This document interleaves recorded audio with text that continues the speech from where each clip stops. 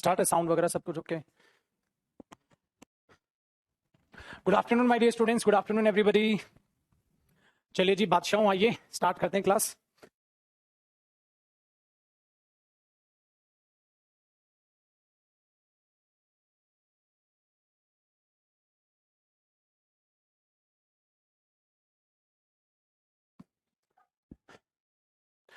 Perfect perfect, ठीक है। चलो बेटा साउंड वगैरह सब ओके है एकदम, बातचीत करते हैं स्टार्ट। और yes I know that today I am late. आइए बेटा। द प्रॉब्लम बिहाइंड इट कि क्या था आज, इलेक्ट्रिसिटी प्रॉब्लम थी आजकल। आज क्या थी यार, आजकल दिल्ली में पता नहीं क्या चल रहा है, तो बेटा जनरेटर वगैरह सोच रहे हैं अब करवाएंगे कुछ ना कुछ ऐसा काम, सो इस वजह से आज लेट हो गया। सो फिर मैंने सोचा क्लास कैंसिल कर दें, फिर सोचा नहीं कि ऑफिस स्टूडियो भागा जाए, एंड फिर मैं ऑफिस स्टूडियो आ गया और आपकी क्लास अब लाइव कर रहा। तो देखिएगा पुत्र जी, दिस वन इज बेटर। हम जो कर रहे थे अब उससे आगे की बातचीत करते हैं जरा। हम जो कर रहे थे आगे की बातचीत कर रहे हैं,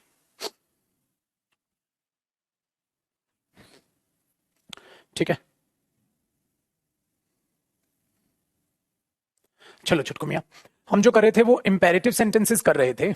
हम जो कर रहे थे वो इंपेरेटिव सेंटेंसेस कर रहे थे, इंपेरेटिव सेंटेंसेस कर रहे थे। और इंपेरेटिव सेंटेंसेस में कल मैंने आपको नेगेटिव और आपको जो है हर एक बातें जो है समझाने की कोशिश की थी। इंपेरेटिव में हमने ये देखा था छुटकू मियां, इंपेरेटिव में हमने ये देखा था कि जब आप इंपेरेटिव सेंटेंसेस यूज करते हैं सो वर्ब की फर्स्ट फॉर्म से डायरेक्ट कमांड करते हैं, ठीक है। एक इसका लास्ट आज कॉन्सेप्ट मैं करा रहा हूं, तो आप ये कॉन्सेप्ट उसी के लिए लिखिएगा।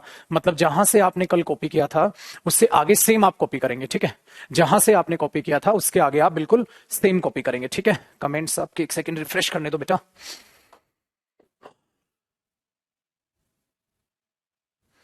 हाँ अब ठीक है। सोलर पैनल लगवा लें? नहीं बेटा वही ठीक है। अभी एक कल पता किया था, करीब करीब 2 लाख का जनरेटर पड़ेगा। तुम्हारी वजह से एक और खर्चा हमारा बढ़ रहा है है कि नहीं। चलो देखिए, सो इंपेरेटिव सेंटेंसेस की अगर आप जिक्र करते हैं, सो इंपेरेटिव में इंपेरेटिव ना ना ना ना ना ना ना ना ना ना ना चलो चलो छोड़ो छोड़ो, अभी तुम ब्रांड मत बताओ जनरेटर के, सुन लो।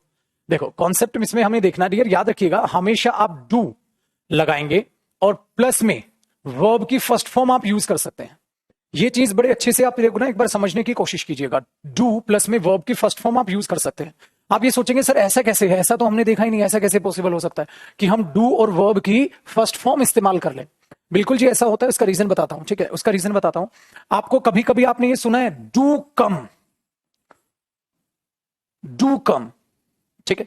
या आपने ये सुना होगा please do come, do come. या आपने सुना होगा प्लीज डू कम। जब आप किसी को कार्ड देने जाते हैं तो आप उसको क्या बोलते हैं, प्लीज कम या please do come?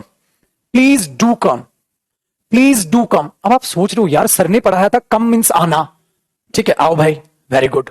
Do come का मतलब क्या होता है ना। कितनी बार हम ये सोचते हैं कि ये डू क्या मीनिंग रखता है। याद रखिएगा डियर, इसका टेक्निकल नाम हम इसको पता है क्या बोलते हैं, टेक्निकली भी सिखाता हूं आपको।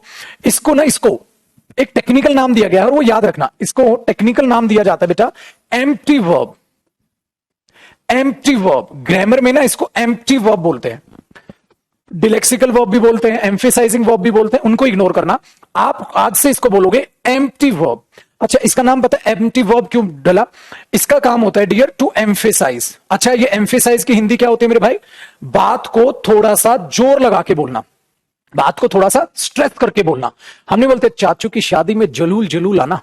ये जो तुम कार्ड पे छपाते हो चाचू की शादी में जलूल जलूल आना, ये जलूल जलूल क्या है? ये जो जलूल जलूल है ना डियर, यही है डू। सो जरूर से आना, प्लीज जरूर से आना। So please do come, please do कम। तो ये जलूल जलूल जो हमारे पास है, तो ये जलूल जलूल यही है, ठीक है।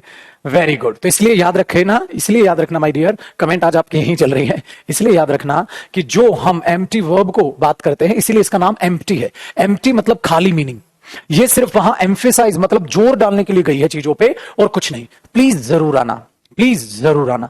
तो आप ये बोल दोगे, सो क्या बोलोगे? Please do come.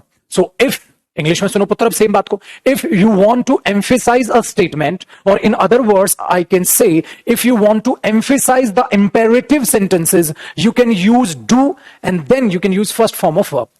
This verb is used only to emphasize the statement. It does not have the actual meaning of the sentence. The actual meaning of the sentence is there. So that is the reason the name of this verb is called empty verb, खाली verb. बेटा जो actual meaning होगा वो इस verb के पास होगा. Actual जो meaning होगा वो इस वर्ब के पास होगा. तो इस वर्ब के पास क्या होगा? No meaning. इसके पास क्या होगा? एम्प्टी वर्ब के पास नो मीनिंग. अगर इंग्लिश टू इंग्लिश में बात करें तो बेटा वो इसका कोई मीनिंग नहीं निकालते. नो मीनिंग, जीरो मीनिंग, उसका ये कोई मीनिंग नहीं निकालते हैं. इसलिए इन्हें क्या बोल दिया जाता है? एम्प्टी वर्ब, खाली वर्ब. एम्प्टी वर्ब, खाली वर्ब, इसलिए इन्हें खाली वर्ब बोल दिया जाता है. ठीक है, वेरी गुड. तो ध्यान से सुनिएगा. अब आप कितने भी सेंटेंस बनाओ, अब आप आज के बाद कितने भी सेंटेंस बनाओ, चलो मुझे एक शब्द बताना. मैंने आपको बोला गो देयर ऑन टाइम, वहां समय पर जाना. गो देयर ऑन टाइम, वहां समय पर जाना. चलो इसको डिलेक्सिकल, अरे डिलेक्सिकल वर्ब भी नाम होता है इसका. डिलेक्सिकल, आप एम्प्टी वर्ब याद रखो. डिलेक्सिकल वर्ब भी इसका नाम होता है, ज्यादा टेक्निकल हो जाएगा, आपके किसी काम का नहीं. तो मुझे बताइएगा, अगर मैं बोल रहा हूं प्लीज डू कम, तो जरूर आना. मैं कह रहा हूं वहां समय पर जाना, गो देयर ऑन टाइम, ये बिल्कुल सही है. देखो, गो देयर ऑन टाइम, वहां समय पर जाना, तो सेंटेंस तो ये सही है. Very good. इसी को एम्फेसाइज करोगे तो क्या बोलोगे? Do go there on time. Do go there on time. ठीक है, do go there on time, वहां समय पर जरूर जाना. Do go there on time, do go there on time, वहां समय पर जरूर जाना. तो गो देयर ऑन टाइम और do go there on time, वहां समय पर जरूर जाना, ये फर्क आ जाएगा. ठीक है, चलो वेरी गुड. अब एक बात को ध्यान रखिएगा, हालांकि हम उसे स्पीकिंग में इग्नोर करते हैं, बट इफ यू वांट आप यूज कर सकते हैं. आपने यहां तक कॉपी किया? मैं बताता हूं डियर. सपोज करिए आगे देखते हैं. मैंने बोला उसको एक लेटर लिखना, उसको एक लेटर लिखना, तो आप क्या बोलोगे? ध्यान से सुनिएगा. Write a letter to him. Write a letter to him, उसको एक लेटर लिखना, आप ये बोलोगे. Very good. Write a letter to him, उसको एक लेटर लिखना. राइट अ लेटर, उसको एक लेटर लिखना. अच्छा, इसी को पुत्र जी ऐसे लिखो. डू लगाओगे तो क्या बनेगा? Do write a letter to him. मतलब इसकी कोई ऐसी रेस्ट्रिक्शंस नहीं है, आप कहीं भी यूज करो. Do write a letter to him.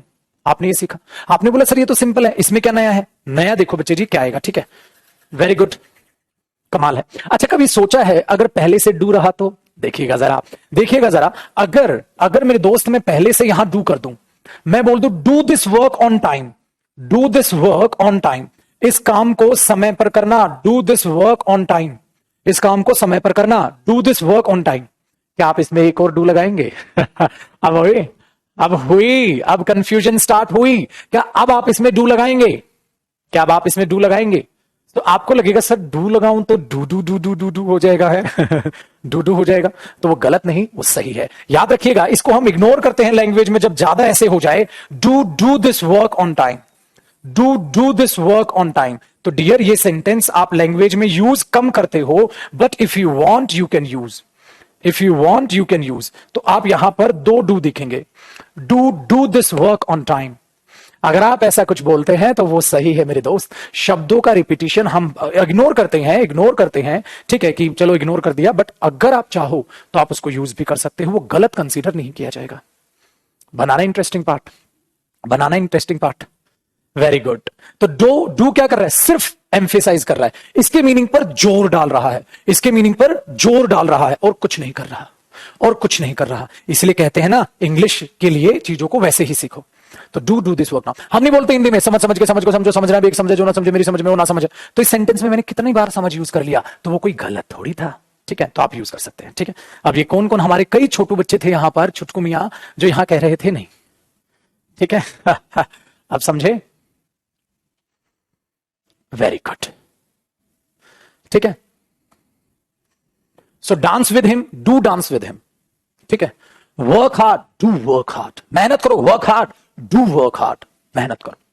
ठीक है, वेरी गुड.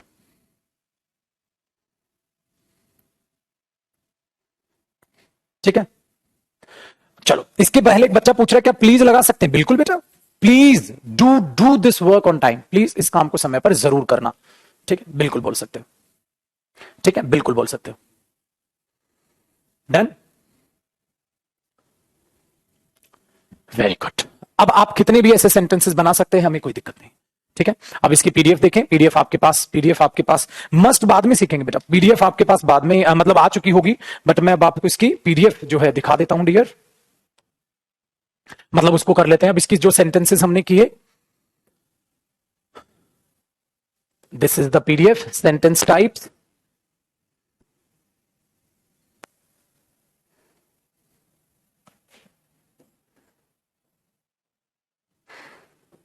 आइए,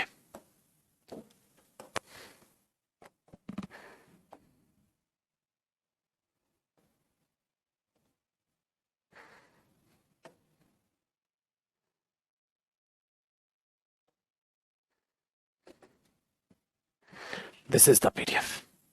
अब इसको स्टडी करते हैं डियर, ठीक है। ये आपके पास पीडीएफ आ गई होगी, आपके पास ये पीडीएफ आ गई होगी, बट आप सबको पता है पहले मैं आपको इसको पढ़ाऊंगा तब देखेंगे, ठीक है। हाँ, आपके पास ये पीडीएफ ऑलरेडी आ चुकी होगी, ठीक है डियर, आपके पास ये पीडीएफ ऑलरेडी आ चुकी होगी, ठीक है। रंजन एक बच्चा कह रहा है सर फिर से समझा दीजिएगा मेरे पुत्र। ले लो, ब्राइटनेस कम हो गई। मेरे पुत्र आप लेट आए हैं, आप टाइम पर आते हैं, ठीक है बेटा। चलिए अब ध्यान से सुनिएगा जरा इस पीडीएफ के बारे में। ऊपर क्या लिखा है, सेंटेंस। अब ना आपको एक प्यारी सी चीज करनी है।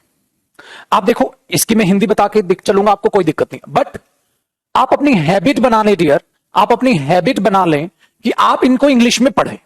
बच्चा क्या करता है, सर नॉवेल्स पढ़ लें, सर ये कर लें। बेटा डायरेक्ट सेंटेंस पढ़ लेना, तू डायरेक्ट सेंटेंस पढ़ लेना बच्चे, न्यूज़पेपर के बजाय अभी डायरेक्ट सेंटेंसेस पढ़ना।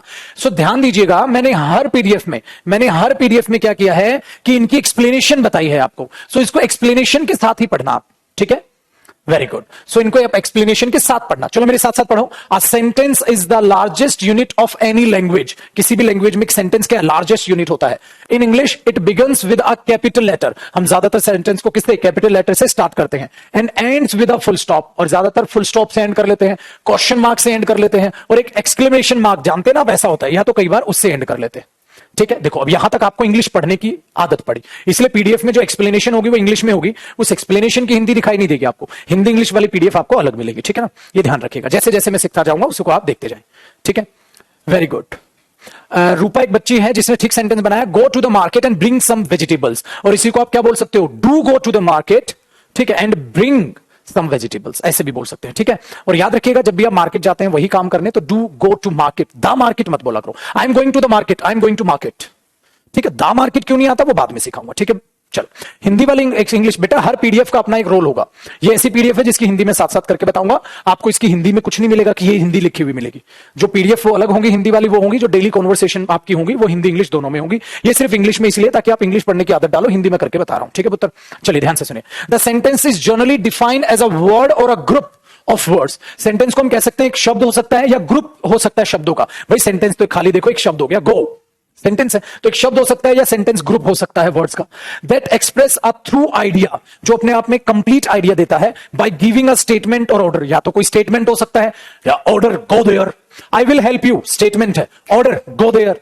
या क्या हो सकता है, आस्किंग अ क्वेश्चन, या हो सकता है क्वेश्चन पूछो, मतलब टाइप आ रहे हैं ना सेंटेंसेस के, why are you going there, question, I will help you, statement, ठीक है, गो देयर, ऑर्डर। सो कुछ भी हो सकता है। एक्सक्लेमेशन मैं बाद में सिखाऊंगा, बोलते हो ना ओह माय गॉड, इस टाइप की जो बातें हैं वो एक्सप्लेनेशन वो बाद में सिखाऊंगा, क्योंकि अभी मैंने आपको वो टाइप नहीं कराए हैं। एक्सक्लेमेटरी सेंटेंसेस इन्हें बोलते हैं, अभी हम नहीं, बाद में उन्हें करेंगे, इनिशियल बेसिस पे नहीं करेंगे, ठीक है ना। ध्यान से सुनेगा। Very good. तो यहां तक कि आपको हिंदी समझ आई। आपको इसी पीडीएफ को दोबारा रीड करना है घर पर, बोल बोल कर। कैसे, एक बार मैं बता दूं पीडीएफ को कैसे। चलिए डियर मुझे बताइए एक बार इस सेंटेंस को दोबारा पढ़ो। कैसे पढ़ोगे, अ sentence is the largest unit of any language. मैंने जैसे पढ़ा ना वैसे ही आपको घर पे पढ़ना है। मैं आपसे एक वादा करता हूं, जो जो मैं कहता गया अगर आप वो करते गए तो मेरे बच्चे 100% 3 महीने बाद आप इंग्लिश में माहिर बन जाओगे। अगर आपने जरा सी भी पीडीएफ या जरा सा भी मेरा होमवर्क छोड़ा या जरा सा मेरा कहा नहीं माना, I am really sorry to say that you can not be a good speaker. फिर आप अच्छे स्पीकर नहीं बन सकते, क्योंकि आप अच्छे लर्नर नहीं बन सकते। और कल की यूट्यूब की क्लास जरूर देखिएगा, जो मैंने 4 से 5 में डेमो ली थी ना, वो जरूर देखिएगा। मैंने कल भी बोला था, उसमें मैंने बहुत अच्छे से चीजों को और समझाया था, मोटिवेट किया था। कल की क्लास जरूर देखिएगा, जो 4 से 5 है यूट्यूब पर होगी। आज नहीं होगी, लास्ट डेमो थी, वहां उनको मैंने एक ही डेमो दिया है बस वहां पर, ठीक है ना, याद रखिएगा। चलो तो बोलोगे आप, बहुत बढ़िया। सो आपने क्या बोला? A sentence is the largest unit of any language in English. It begins with a capital letter and ends with a full stop और अ क्वेश्चन मार्क और an exclamation mark. The sentence is generally defined as a word or a group of words that expresses a true idea by giving a statement, order or asking a question or exclaiming. इस तरीके से आपने PDF पढ़नी है, ठीक है? Very good. नहीं बेटा, अब कोई यूट्यूब पर क्लास नहीं होगी, सिर्फ आपके बैचेज में होगी स्पोकन की, ठीक है? ठीक है, चलिए नेक्स्ट देखिए। नेक्स्ट वन, अब एग्जांपल देखो। ही इज अ गुड बॉय, वो एक अच्छा लड़का है। ये एक स्टेटमेंट है, कुछ पूछ नहीं रहे। Is he a good boy, एक क्वेश्चन है। What a nice weather, exclamation. मैंने बोला ना, oh my god, what a nice picture, what a nice song, what a sweet voice. ठीक है, जब आप ये बोलते हैं तो ये क्या होते हैं? आपके सडन रिएक्शन। सडन रिएक्शंस को बोलते हैं एक्सक्लेमेशन। इन्हीं को एक्सक्लेमेटरी सेंटेंसेस बोला जाता है, बाद में आपको सिखाऊंगा भी, ठीक है? चलिए ध्यान से सुनिए। Ideally a sentence requires at least one subject और वन वर्ब। मैंने आपको क्या कहा? एक सेंटेंस को ज्यादा कम से कम आप क्या दे दो? एक सब्जेक्ट दे दो और एक वर्ब दे दो, ठीक है? मैंने क्या बोला? ज्यादातर सेंटेंस को एक सब्जेक्ट दे दो, एक वर्ब दे दो। जो मैं बोल रहा हूं बेटा उसी हिसाब से लिखा है मैंने। जो मैं बोलता हूं वही हिसाब से मैंने लिखा है, ठीक है? चलो ध्यान से सुनो, मैंने क्या लिखा है? क्या लिखा है? दोबारा से पढ़ूं। A sentence requires at least one subject and one verb. अब आपको एक नई क्लास सिखाऊं, नई क्लास सिखाऊं, आ जाओ बेटा। आपको नहीं लगता आप इस सेंटेंस से न्यू सेंटेंस बनाओ? आप इस सेंटेंस से कोई ऐसा सेंटेंस बनाओ जो आपकी रियल लाइफ में काम आए। आप इस सेंटेंस से ऐसा सेंटेंस बनाओ जो आपकी रियल लाइफ में काम आए। सपोज आपने पापा से कहा, ठीक है, पापा से कहा कि पापा मुझे ये चाहिए। पापा ने बोला बेटा लिस्ट बता दे क्या क्या चाहिए।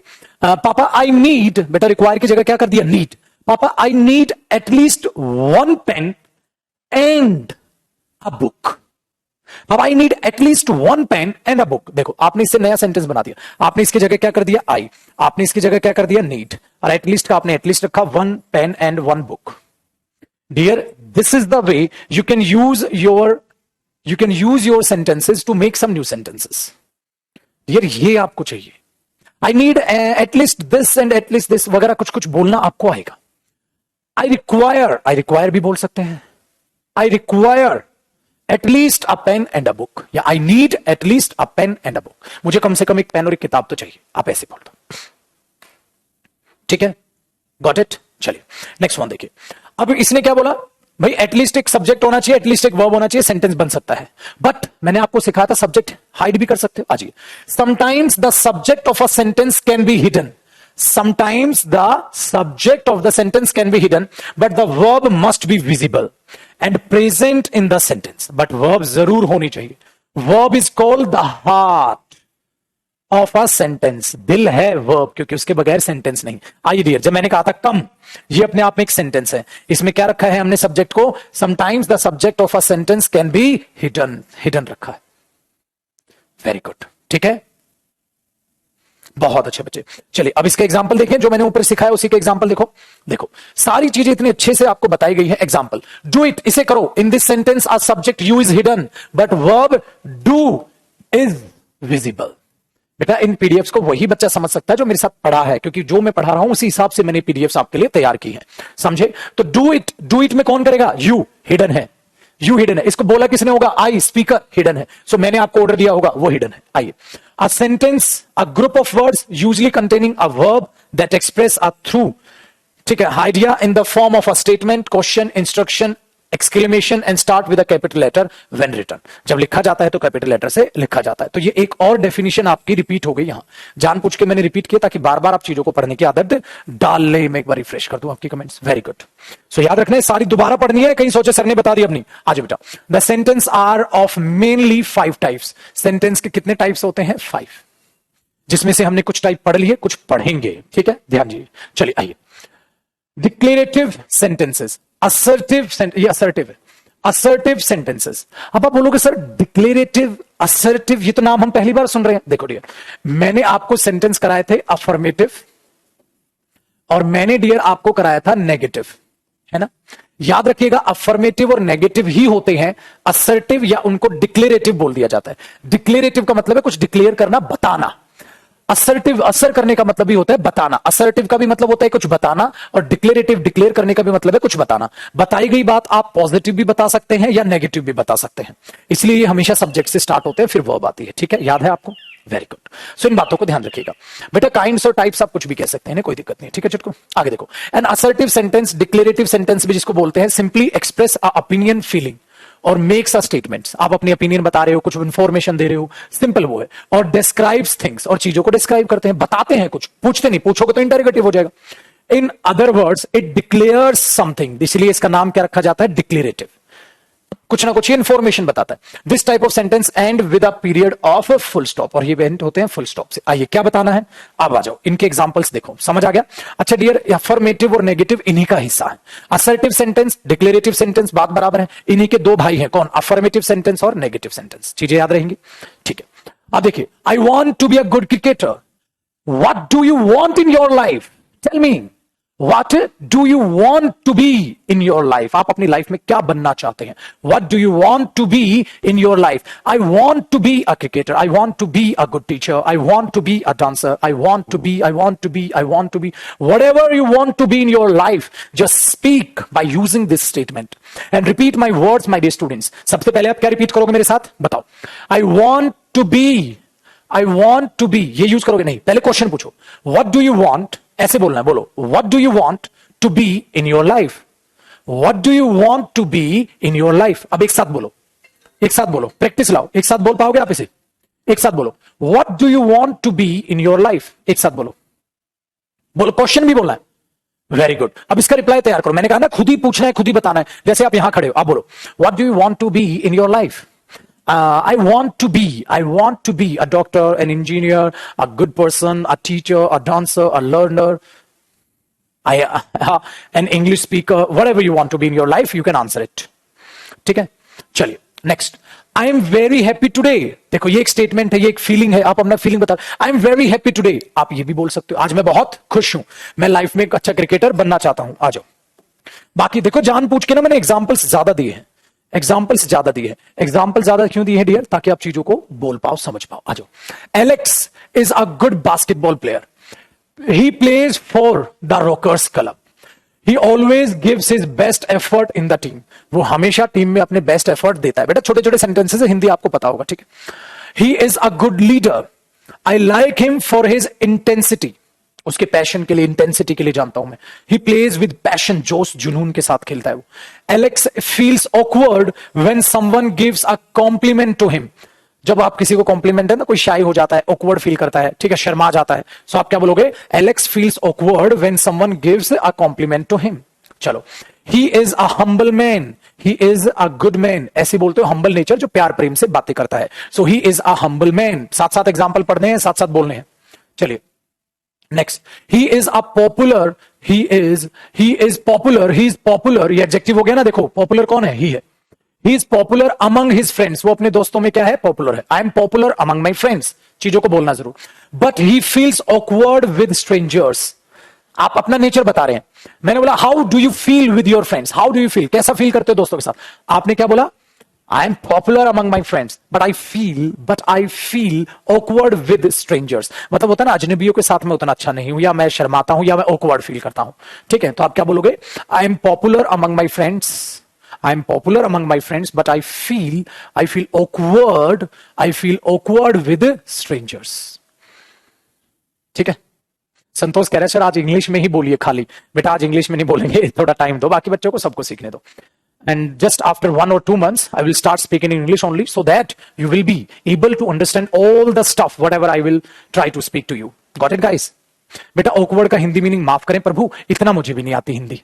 awkward का भी हिंदी मीनिंग पूछ रहे हो यार, क्यों मजे ले रहे हो बेटा? इतना तो सबको ही आता है, प्लीज माफ करे पुत्र। क्या करो, सामने होता ना तेरे को पिटाई हो जाती है अभी मेरे से। awkward का हिंदी मीनिंग प्रभु ये ना ढूंढे। अब अगर मैं हेल्पफुल भी बोल दूंगा, अरे आप तो बहुत हेल्पफुल है, तू तो मेरे से हेल्पफुल का भी मतलब पूछेगा फिर। ऐसा ना करे बेटा, ऐसे तो हो गया बस काम। ऐसा ना करे बेटा, इतनी जीरो इंग्लिश इंडिया में पैदा होके कल को तो ये ना पूछ ले भाई साहब टेलीफोन की हिंदी बताओ ना। सुधर जा बेटा, सुधर जा। ध्यान से देखो।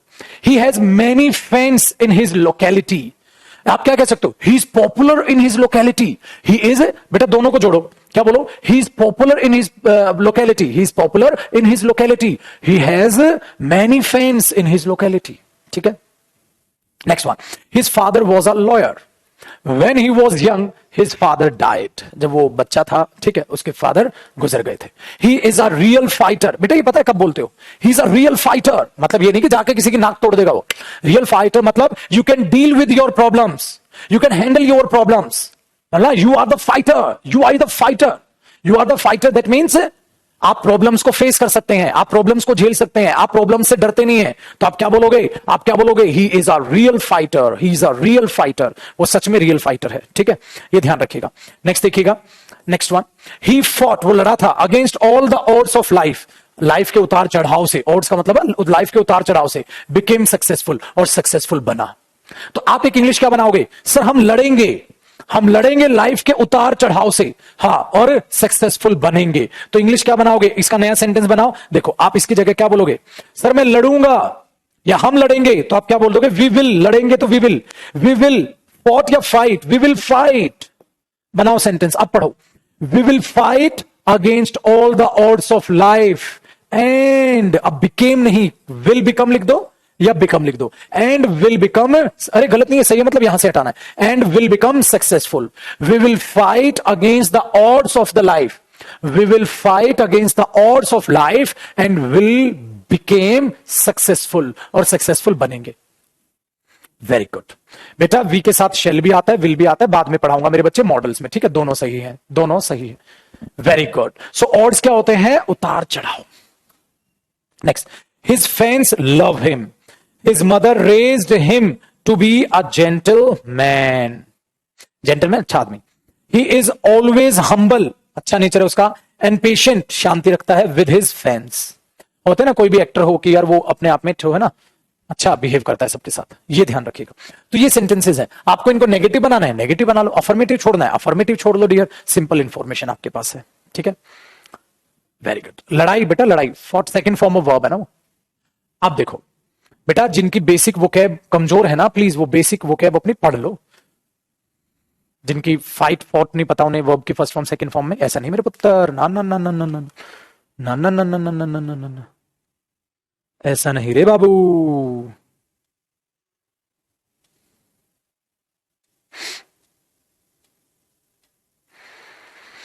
ठीक है, आगे बढ़ें.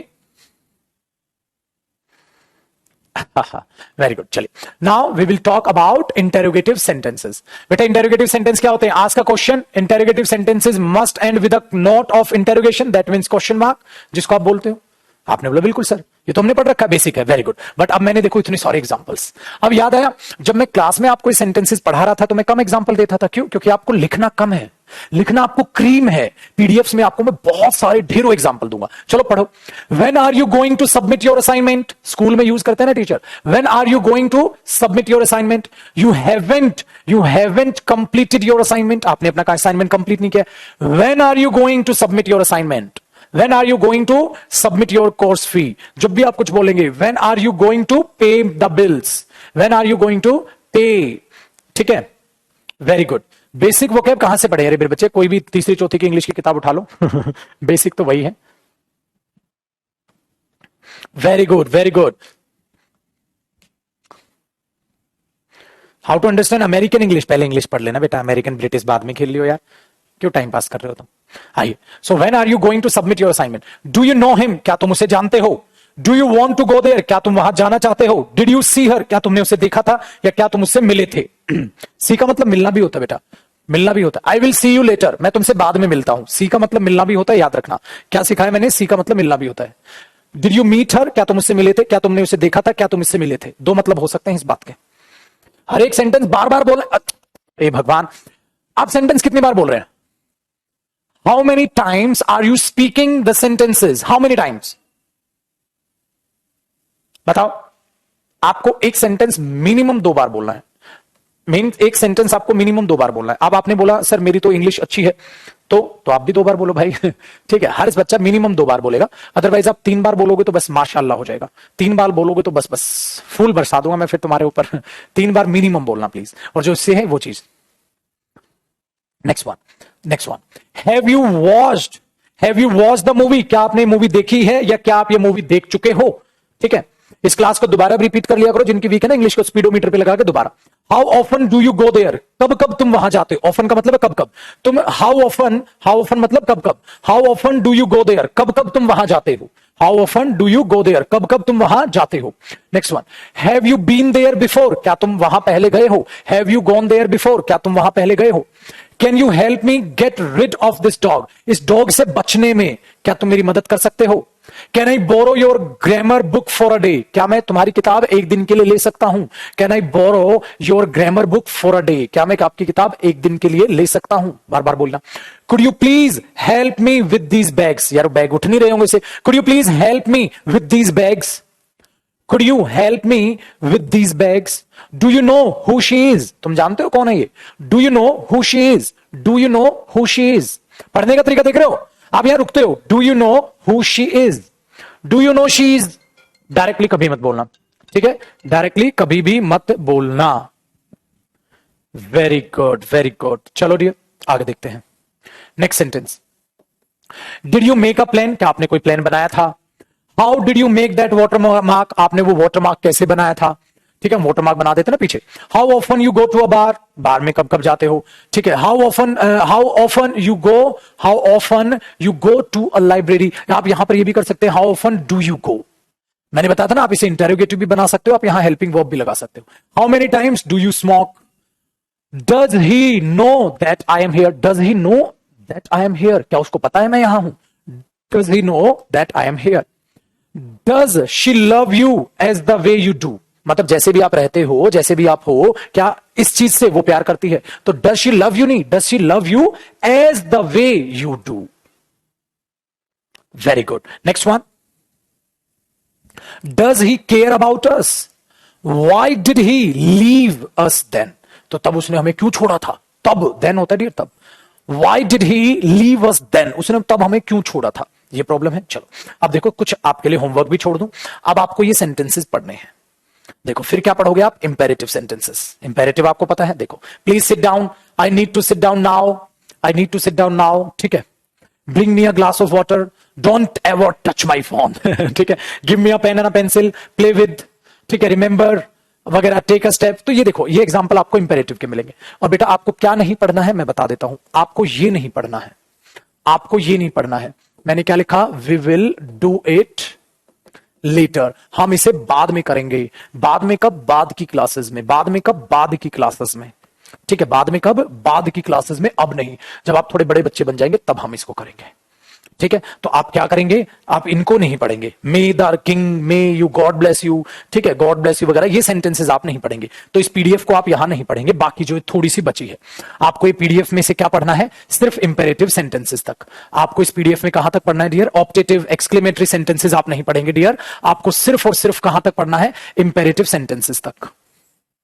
सो मुझे बताओ आपको कौन कौन से सेंटेंस आते हैं। सर मुझे अफर्मेटिव आता है, मुझे नेगेटिव आता है, मुझे इंटेरोगेटिव आता है, मुझे इंपेरेटिव आता है। सर मैं 4 टाइप सीख गया। आपने कहा आप 2 बाद में कराएंगे, एक तो ऑप्टेटिव और एक एक्सक्लेमेटरी, ये बाद में होगा। समझ आई आपको बातचीत।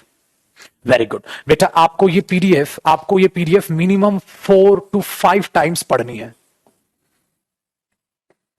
और पिछली पीडीएफ भी रिवाइज करते रहना, क्योंकि अगर ये सारे सेंटेंसेस आपके दिमाग में हुए ना, 100% आप बहुत बेहतरीन इंग्लिश में करोगे। बट मेरी एक ही कंडीशन है, मेरी एक ही कंडीशन है।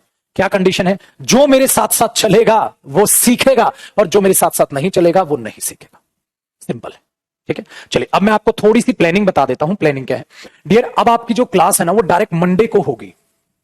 अब वो डायरेक्ट मंडे को होगी, उसका एक रीजन है। उसका रीजन ये है, जो आपका जो अभी मैंने एक दूसरा बैच निकाला था, मतलब आपके बैकअप के लिए जो बैच निकाला था, ठीक है, तब तक मैं उनका बैकअप कंप्लीट कर लूंगा, वो आपके इक्वल आ जाएंगे।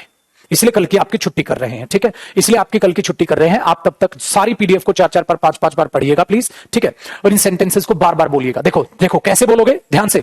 अच्छा बोलना, पहले सेंटेंस क्या लिखा है, बोलना इसको, बोलना कैसे लिखा है, कैसे बोलोगे इसको, बोलना, बोलना कैसे बोलोगे, प्लीज सिट डाउन, ऐसे बोलोगे, प्लीज सिट डाउन। डंडा ला आदेश मेरा, डंडा ला एक बार, मैं बताता हूं कैसे बोलोगे। ध्यान से सुनो, क्या तुम इसे रियल लाइफ में ऐसे बोलोगे, please sit down, please sit down, please sit down, please sit down, please seat. कहां गया आपके अंदर का एक्टर, आप ऐसे बोलोगे इसे, प्लीज सिट डाउन। आप कैसे बोलोगे, कैसे बोलते हो इसे रियल लाइफ में? कोई आया होगा तभी तो बोलोगे प्लीज सिट डाउन। तो उस एक्टिंग को वैसे ही तो बोलो, वरना रियल लाइफ में क्या बोलोगे? Please sit down, please sit down, please sit down, please sit down. पागल हो गए हो? उसी एक्सप्रेशन से बोलो, oh please come, please sit down, please sit down, please sit down, please sit down, please sit down. ऐसे repeat करने ये सेंटेंसेस, ऐसे नहीं please sit down, please sit down, please sit down, please sit. भाई बोलना सीखना है, homework नहीं है ये please sit down, please sit down, please sit down. Sir ने कहा था 4 बारी, हाँ प्लीज सिट डाउन। अरे वरना प्लीज सिट डाउन में क्या बोलने का? क्या क्या नया इस सेंटेंस में? This is so easy. बेटा सेंटेंस इजी या मुश्किल नहीं है, एक्सप्रेशंस कौन लाएगा, बॉडी लैंग्वेज कौन लाएगा, कॉन्फिडेंस कौन लाएगा। वरना फिर रियल लाइफ में जब प्लीज सिट डाउन बोलना पड़ेगा ना, बोलोगे please sit down, please seat. अब मैं बोलूंगा गले से आवाज निकालना, सर मैंने वैसे एक्टिंग करके तो बोला ही नहीं। You have to be an actor first if you want to be a real good speaker. अगर आप सच में अच्छा स्पीकर बनना चाहते हैं, you have to be an actor. आपको एक एक्टर बनना पड़ेगा, आपको ये मानना पड़ेगा जैसे महफिल सजी और आप किसी को बोल रहे हो तब please sit down, please sit down. Next क्या है? I need you to sit down now, I need you to sit down now, I have some work for you. कुछ भी बोल दो। नेक्स्ट देखो, bring me a glass of water. कैसे बोल दो? Please bring me a glass of water, please give me a glass of water, please give me a glass of water, please give me a glass of water, please give me a glass of water. So your hand should be like that. समझे dear? ऐसे पढ़नी है PDF 3 से 4 बारी, ठीक है? Don't ever touch my phone, don't ever touch my phone, don't ever. अरे इस बात का समझ रहे हो? अरे बेटा गुस्सा है ये।